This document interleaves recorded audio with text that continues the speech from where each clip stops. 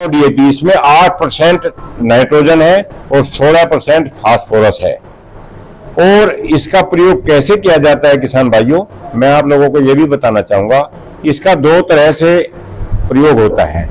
एक तो बीज उपचार करके, या पौध वाली फसलें हैं तो उसकी पौध उपचार करके, और दूसरा एक स्प्रे करके। आपको क्या करना है किसान भाइयों, आप जो भी आप फसल बोएंगे, आपको बुआई के समय आधी मात्रा में दानेदार डीएपी देनी है, नाप करके आधी मात्रा में। और उसके बाद जब आप बीज बोएंगे, मान लिया गेहूं का बीज है या किसी भी फसल का बीज है, मक्का है, ज्वार है, बाजरा है, कोई भी गेहूं है, कोई भी फसल का बीज है, उसमें आप 5 ml नैनो डीएपी और 1 लीटर पानी, एक मतलब जो है प्रति किलो बीज के हिसाब से आप उसमें मिला करके आप उसमें अच्छे से हाथ से मिला देंगे और उसकी बुआई कर देंगे। 24 घंटे के अंदर आप उसकी बुआई कर देंगे। दानेदार डीएपी आधी डालनी है, मैं फिर दोबारा कह रहा हूं, फालतू की कतई जरूरत नहीं है। और जो पौध वाली फसलें हैं, जैसे आपका धान है मुख्य रूप से, या सब्जी वाली फसलें हैं, आपकी गोभी है, बैंगन है, मिर्च है, टमाटर है, उनकी पौध को भी आप 5 ml 1 लीटर पानी में घोल बना करके पौध को 25 से 30 मिनट घोल में डुबो करके जड़ों को डुबो करके आप रोपाई कर दीजिए।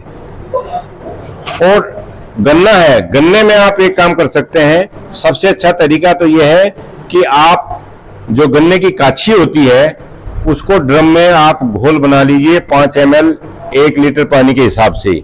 अगर मान लिया आपने 50 लीटर पानी ड्रम में डाला तो 50 पंजे 250 ml, ये 500 ml की शीशी होती है। और इसका जो ढक्कन होता है वो 25 ml का है, इसमें पहचान बनी हुई है। ये 25 ml का ढक्कन है, अलग से कहीं कोई नपना भी नहीं लाना है। तो आपको 50 लीटर पानी में 250 ml आपको नैनो डीएपी मिलानी है। और उसमें जो गन्ने की काछी है टुकड़े, उसको 25-30 मिनट के लिए आपको डाल देना है। तो उसके जो कटे हुए सिरे हैं वो इसका रस पी जाएंगे, और वे काछी निकाल करके उसमें फिर दूसरी काछी डाल दीजिए आप।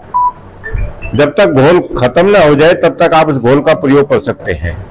अगर ऐसा ना कर पाए बाय दी वे आप, फिर भी आप एक तरीका और है, जो काछी आप लोगों ने खेत में काट के डाली है, उस पर जो है स्प्रे चारों तरफ से अच्छे से स्प्रे कर दीजिए, ताकि कुछ ऊपर लगेगा, कुछ कटे हुए हिस्से में चला जाएगा, तो भी नैनो डीएपी का उसमें प्रभाव चला जाएगा। तीसरा तरीका, अगर वो भी नहीं कर पाए आप, तो जो आपने कुंडों में कंछी डाली है आप उस पर स्प्रे कर दीजिए अच्छे से। उसके बाद जब आपका, अगर गन्ने की बात करूं, गन्ना आपका 55-60 दिन का हो जाए तब आप एक स्प्रे करना है।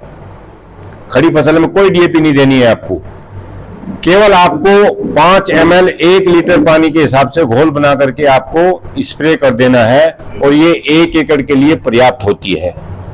खड़ी फसल में जो आप दानेदार डीएपी देते हैं किसान भाइयों, हमारे वैज्ञानिक साथियों ने भी बताया होगा, उससे कोई लाभ नहीं होता, क्योंकि दानेदार डीएपी जहां पड़ गई वहां पड़ी रहेगी। अगर वो बीज के नजदीक नहीं है 2-3 सेंटीमीटर के पास में, तो पौधा उसको नहीं लेगा, क्योंकि वो चलायमान नहीं होता है।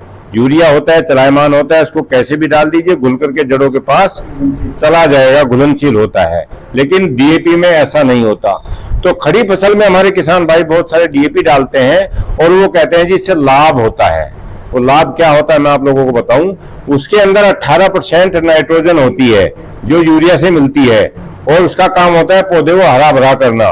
तो जब आपने डीएपी दी तो पौधा हरा भरा हो गया, आप खुश हो गए कि डीएपी ने बहुत अच्छा काम किया है। जबकि उसके अंदर जो 40% फास्फोरस होती है वो कोई काम नहीं करती। तो ये हमेशा ध्यान रखिए, आपको दानेदार डीएपी बुआई के समय में ही देना है। खड़ी फसल में उसका कोई लाभ नहीं है। खड़ी फसल में आप दीजिए, आप नैनो डीएपी का प्रयोग कीजिए। जैसे मैंने बताया, विधि अगर आपको समझ में आ गई और आपने प्रयोग कर लिया, मेरे कहने से आप, अब तो गेहूं का सीजन आएगा, आप उसमें उसको प्रयोग करके देखिए। गेहूं के बीज में आप 2 बीघे में कीजिए, 3 बीघे में कीजिए। अगर आपके पास 20 बीघा खेत है, 1 एकड़ में करके देख लीजिए। मैं आपको गारंटी लिख करके कागज में जा सकता हूं। जिस खेत में आप फुल मात्रा में डीएपी डालेंगे और जिस खेत में आप आधी डाली डीएपी और इससे बीज उपचार करके और एक स्प्रे कर दिया, उस खेत का जमाव भी शुरू से अधिक होगा। क्यों? क्योंकि वो तुरंत जड़ों के संपर्क में आ जाएगा और पौधा बढ़वार करने शुरू कर देगा, अलग ही दिखाई देगा वो खेत, कल्ले अधिक निकलेंगे उस खेत में जो है। मैंने पिछले 2-3 साल से लगातार प्रदर्शन कर रहा हूं इस जिले में, बहुत अच्छे रिजल्ट आ रहे हैं। आपके बगल में देशराम सैनी जी हैं, किसान हैं, आप लोगों से कुछ जानते भी होंगे, उनसे पूछ लेना कि इसके परिणाम कैसे हैं। इस बार फिर हमने उसके यहाँ धान पर प्रदर्शन लगा रखा है। और धान में जिन किसान भाइयों ने अगर बुआई के समय पडलिंग के जो कडेर बोलते हैं उस समय अगर डीएपी नहीं दी है, तो आप डीएपी देने से कोई फायदा नहीं है। आप समिति पर जाइए, नैनो डीएपी ले आइए, इसका आप स्प्रे कर दीजिए। इससे नाइट्रोजन भी मिलेगी और फास्फोरस भी मिलेगी। 90% तक पौधे को जो है काम आती है, ये पौधा ग्रहण कर लेता है।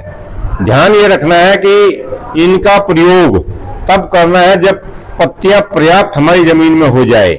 यानी अगर गन्ने की बात करें तो गन्ना 55-60 दिन पर होता है बुआई के बाद, और अगर हम धान की और गेहूं की बात करें तो ये स्थिति हमारी बुआई के या रोपाई के 35 से 40 दिन पर आती है, जब खेत ढक जाता है, पत्तियां पर्याप्त हो जाती है वनस्पतिक, और उस समय जो है आपका 90% घोल पत्तियों पर पड़ेगा और 10% घोल ही जमीन पर जाएगा जो काम नहीं करेगा।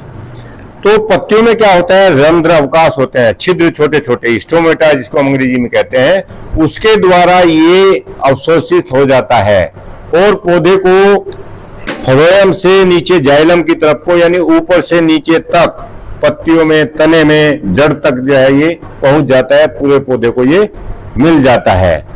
तो इसके प्रयोग से क्या फायदा होगा? एक तो आपकी जमीन, जो जमीन में अत्यधिक मात्रा में डीएपी दे रहे हैं, वो आपकी खराब होने से बचेगी। आप किसान भाइयों जो 100 किलो अगर डीएपी देते हैं ना, आपको पता है कितना मिलता है? वो केवल 20 किलो। 20% से ज्यादा पौधा नहीं ले पा रहा है, हमारी जमीन नहीं दे पा रही है पौधे को, वो फिक्स हो जा रही है, फिक्सेशन क्रिया हो जाती है, जिसमें वो मतलब अघुलनशील अवस्था में बदल जाती है डीएपी, वो पौधे के काम नहीं आती। केवल 100 किलो में से 20 किलो ही काम आती है, बाकी बेकार जमीन में बेकार हो जाती है, तो उसका ज्यादा लाभ नहीं होता है और आपकी जमीन खराब होगी। जमीन ऊसर, क्योंकि इसका प्रभाव जो है ऊसर का होता है, क्षारिया जिसको कहते हैं, वो जमीन आपकी खराब होगी। जमीन के अंदर घुल करके जो नीचे चला जाएगा भूमिगत जल, वो प्रदूषित हो जाएगा, और जो खड़ी फसल में आप ऊपर भी डाल देते हैं वो उड़ करके जो है वातावरण को भी प्रदूषित करता है। तो इसलिए कभी भी किसान भाइयों खड़ी फसल में डीएपी न डालें, ये वैज्ञानिकों की सलाह है और उसका लाभ नहीं मिलता। खड़ी फसल में आप इस समय, जैसे धान में कहूंगा तो गन्ना तो बहुत बड़ा हो गया है, धान में आप अगर डीएपी नहीं डाल पाए आप बुआई के समय, तो आप इसका स्प्रे कर दीजिए। तो इसके स्प्रे करने से आपको पर्याप्त मात्रा में पौधे को पोषक तत्व मिल जाएंगे। अगर किसी किसान भाई को कोई कीटनाशी डालनी है, उसको भी आप घुलनशील कीटनाशी